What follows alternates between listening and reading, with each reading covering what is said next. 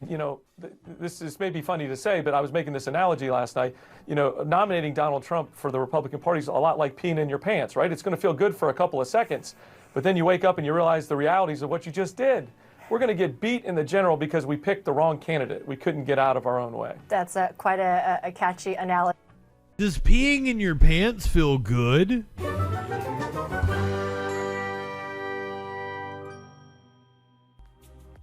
They can't hold Trump accountable for his crimes because they're too busy accusing Biden of stupid ass shit that didn't happen. Come on, man. Trump made an attempt to stop a potential indictment in Georgia and it failed. It's coming. First tonight at 5, we are following new developments in the Fulton County investigation of former President Donald Trump. Good evening and thanks for being with us. I'm Jennifer Bellamy. And I'm Faith Jesse. So 2 new documents were made public today as we wait for a grand jury to decide on potential indictments. And there's a lot of moving parts in this case, folks. Zach Merchant has been following it for us all day. He's live right now outside the Fulton County Courthouse. So Zach, what exactly are these documents and how are they impacting the case? Well, we just got access to those 2 documents earlier this morning. The first is an email from Fulton County District Attorney Fani Willis. The other is a court order denying former President Trump's efforts to get Willis kicked off of this case. That email, sent to Fulton County leaders on Saturday, describes angry messages, including racial epithets, sent to the DA and her staff over the course of their investigation into the former president and others connected to the 2020 election. She wrote, quote, "I am sending to you in case you are unclear on what I and my staff have come accustomed to over the last 2.5 years. I guess I'm sending this as a reminder that you should stay alert over the month of August and stay safe." Speaking to 11 Alive this weekend, Willis suggested the case was ready to move forward. Some people may not be happy with the decisions that I was making, and sometimes when people are unhappy, they act in a way that could create harm. I mean, we've been working for 2.5 years. We're ready to go. The district attorney's probe has been examining alleged efforts to overturn the results of the 2020 presidential election. Earlier today, a Superior Court judge denied former President Trump's efforts to disqualify Willis from the case, at least for the moment. Melissa Redman, who was a prosecutor in the Fulton County DA's office before joining the faculty with the University of Georgia School of Law, said the ruling wasn't surprising. It is very difficult to put forth challenges to a case that has not formally begun yet, which is what the indictment is. It's the formal beginning of charges against an individual. And as for security outside the courthouse right now, you can see these orange barricades have been installed around some of the main entrances. That happened on Friday afternoon. A statement late last week to 11 Alive. I started to get prepared to come on Friday afternoon for that indictment. Now, I would like to tell you all that I expect one of them to drop this week, whether it be Georgia or the DC or both. It is almost certain that he's getting indicted on the federal level and the state level this month. Apparently, Fox News has been subpoenaed by a Trump attorney for a Tucker Carlson January 6th interview, and Fox is fighting it.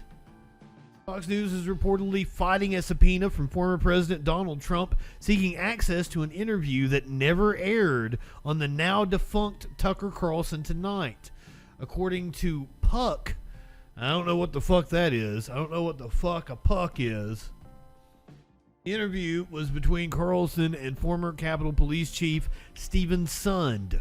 Trump wants both the recording and any related notes to use in his defense of a January 6 related lawsuit. 7 Capitol Hill police officers who were injured defending the grounds that day filed a civil suit, which Trump recently tried to get dismissed. A federal judge shot down Trump's argument that the First Amendment protected him against any liability. The case is now in the discovery phase.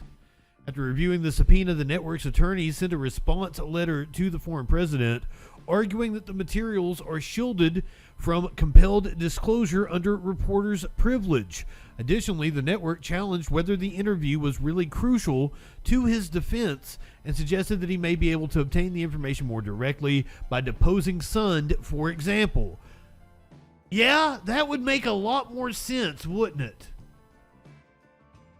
Carlson, who lost his Fox News show before the interview with Sund could air, recently disclosed during a podcast with Russell Brand that Sund had claimed that January 6th crowd was riddled with federal agents. In other words, Trump might wish to use the interview in an attempt to deflect blame from himself. Pull the old Ray Epps bullshit. Yuck, yuck, yuck. That old fucking conspiracy. Which is the same thing Joe Rogan has done. Seriously, like, I used to like Joe. Like, you know, yeah, he's a dude, bro. Yeah, he's stupid. But he's harmless. He ain't harmless anymore. He's spreading complete fucking nonsense. With Jim Gaffigan? With Jim fucking Gaffigan? Gaffigan fell for this shit? Pretty bad. Well, the January 6th thing is bad, but also the intelligence agencies were involved in provoking people to go into the Capitol building. That's a fact. So wait a minute. No, it's not. That is not a fact at all. That is a conspiracy theory. You're saying that guy, what's his name? Ray Epps? Yeah, you really think that he I don't know. I don't know, but you don't know. Pretty apparent. I think he's going to sue Fox. I think every other person who was involved in January 6th, who was involved in coordinating a break-in into the Capitol and in instigating people breaking, they were all arrested. This guy wasn't. Not only that, they were defending him in the New York Times, the Washington Post, all these different things, because saying that Fox News is... He's just repeating right-wing talking points. Like, this is like the Daily Wire saying this shit. He's been watching Tucker Carlson. Unjustly accused him of instigating. Well, he clearly instigated. He did it on camera. I don't know if he was a Fed. I know a lot of people think he was a Fed. The people that were there were calling him a Fed. What I do know is when they asked the FBI said, we can't tell you whether or not there were people that were there that were doing that. Now, there's been reports that there was hundreds of agents that were there that were doing that. I don't know if that's true either. But I do know that they do use agent provocateurs to disrupt peaceful protests. It's a common tactic. What they do is, say if there's a, like the World Trade Organization is a great example. I wouldn't doubt that there were agents there that were pro-Trump that were participating. And then there's also, you've got to,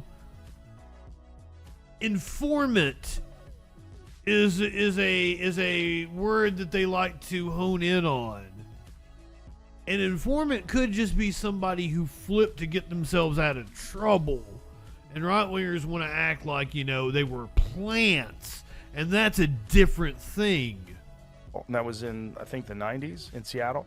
And so what they did was they were protesting the World Trade Organization. They were doing it peacefully. It was a big problem. So what they did is they sent in, allegedly. Yeah, these were leftists, and the FBI were acting on behalf of corporate interest.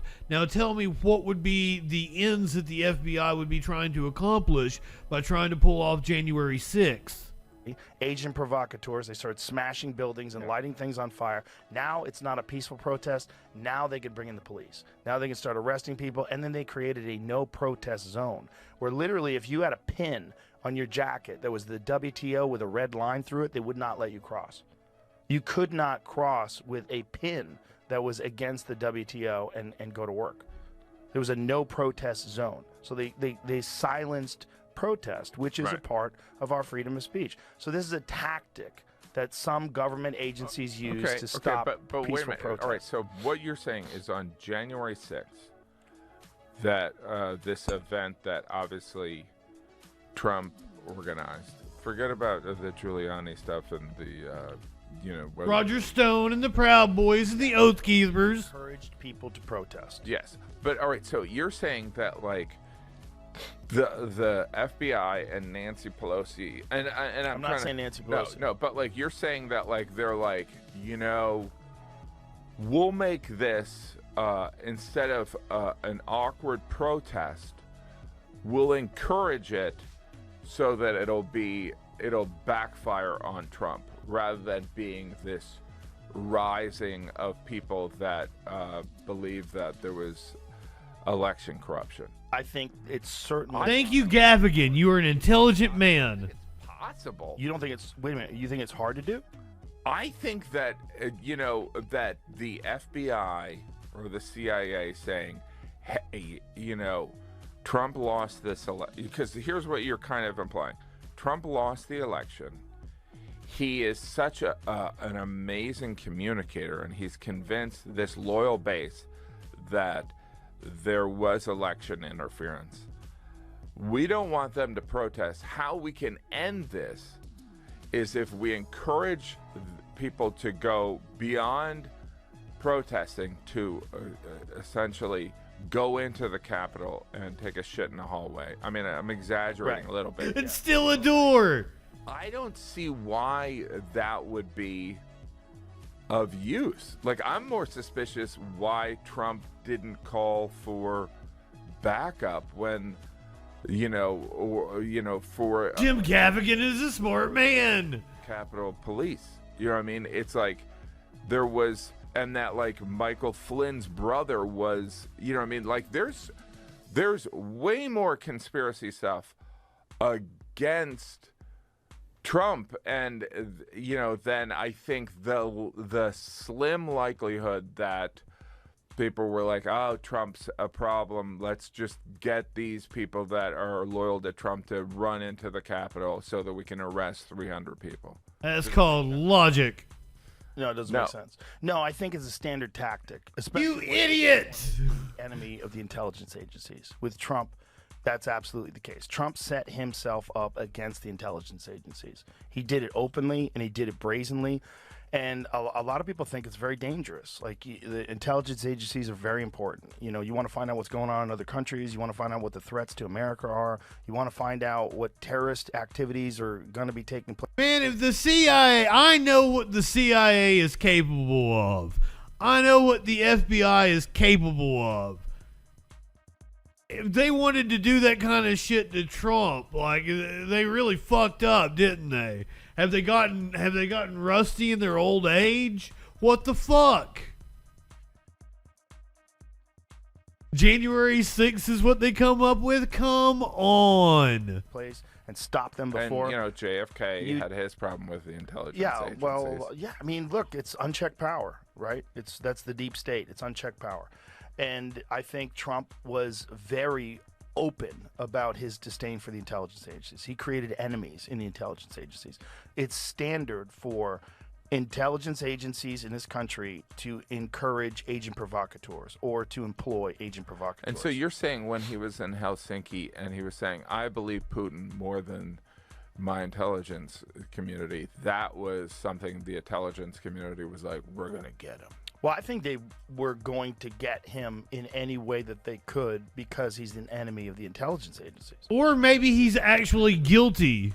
Talking about them being incompetent and being corrupt, and he fired Comey, and he was against the FBI, and look, it's a very they are kind of incompetent and corrupt. It's a very dangerous thing for a president to be at war with the intelligence. Broken clock and all. Publicly, and I think it's without a doubt when you have a gigantic, massive protest that a lot of people think is a threat to democracy. You have these people that are saying the election was rigged, and they're on the Capitol lawn, they're screaming and yelling.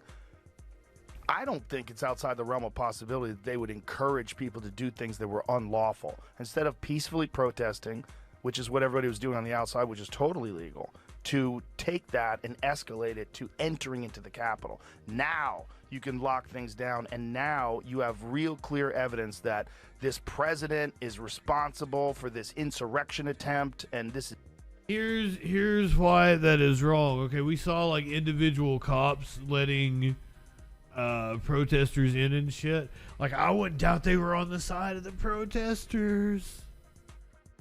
But the idea that like some order came from up top and was disseminated throughout this entire police force and we haven't known about it, we haven't found evidence of it, is just absolutely impossible. It's that there's a meme that goes around on the internet was like, anybody who believes in conspiracy theories has never been like a group manager or a project manager. That's it. Never had to manage, a small group of employees and get them to do what they need to do and not talk about it. This is dangerous. This is a threat to our democracy, and he's never going to be president again. We're going to indict him. We're going to go after him. We're going to do all these different things. I think it's not like there's a lot of shenanigans going on. But let me tell you what I absolutely have seen is a fervor of a cult-like status among Trump supporters. So much so, and they are violent, and they are stupid, and they are easy to get riled up. So if we're talking Occam's razor, motherfucker, the simplest explanation is usually the best explanation. Trump supporters are dumb. We have seen time and time again the defendants that have pled guilty in court. They genuinely believe that Trump wanted them to go into the Capitol and shit on the wall. And yes, I believe Gaffigan won this. On both sides. It's not like a clear cut, like he shouldn't have done that and they should have done this. It's like there's a lot of fuckery and there's a lot that's been going on throughout history. Whenever people have unchecked power and unchecked influence, and they have enemies. Who has unchecked? Donald Trump was the one trying to give himself unchecked power. So I don't know why he is. I know he's not pro-Trump, but I don't know why he is so reticent to entertain right-wing nonsense that is basically running interference for Trump. I don't get it. It makes no sense to me, Joe Rogan. What's wrong with you? This may be funny to say, but I was making this analogy last night. Nominating Donald Trump for the Republican Party is a lot like peeing in your pants, right? It's going to feel good for a couple of seconds, but then you wake up and you realize the realities of what you just did. We're going to get beat in the general because we picked the wrong candidate. We couldn't get out of our own way. That's quite a catchy analogy. Does peeing in your pants feel good?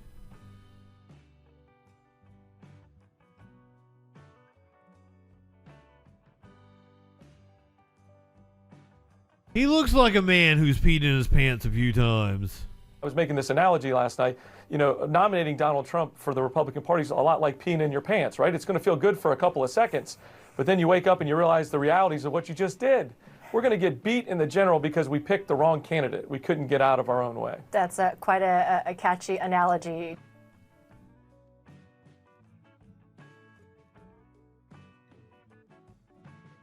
I mean, yeah, rolling. Maybe if you're in like a cold body of water or something, you're out in the ocean and it's freezing.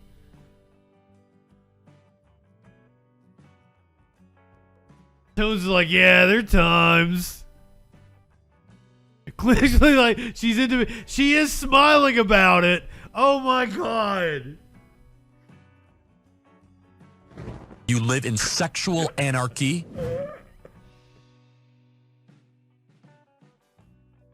You guys know the kind of pee I'm into. It's peeing in Dan Crenshaw's open eye hole. Give me that eye, pussy, sir.